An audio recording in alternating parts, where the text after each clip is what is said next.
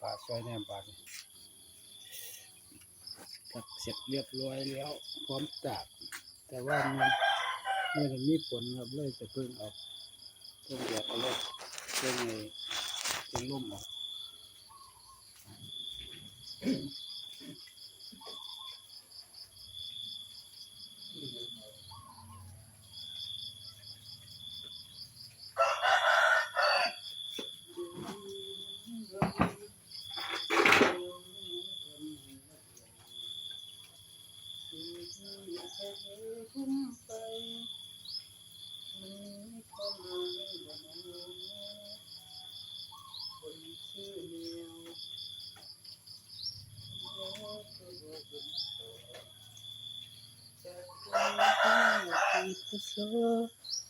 แล้วน้อง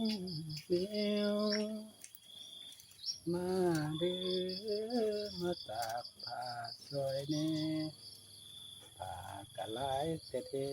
ๆซอยเนี่ยเด้อน้องแมวกะบ่ซักกะบ่มีใส่แล้วเด้อมีไงจำใจต้องซักมา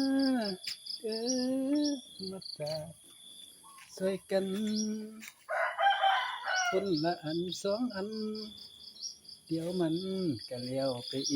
งถึงแดดบ่มีใต้ก็เพิ่งล้มนี่ละเดี๋ยวก็แห้งคือเก่าเพราะว่าลมเพิ่นเป่าตลอดเด้อ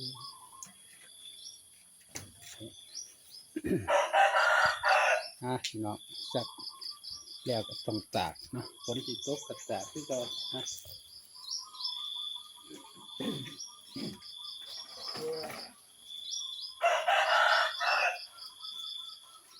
ผ่านเพิ่นได้ก็ได้เฮ็ด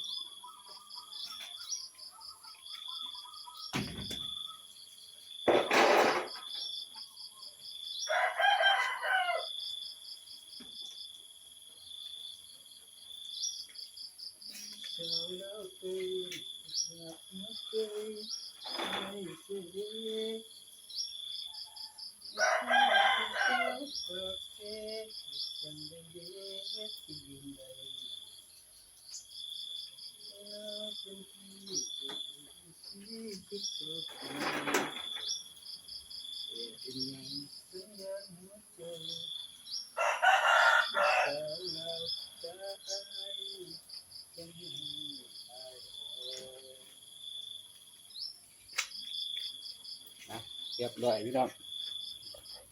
กาบผ้า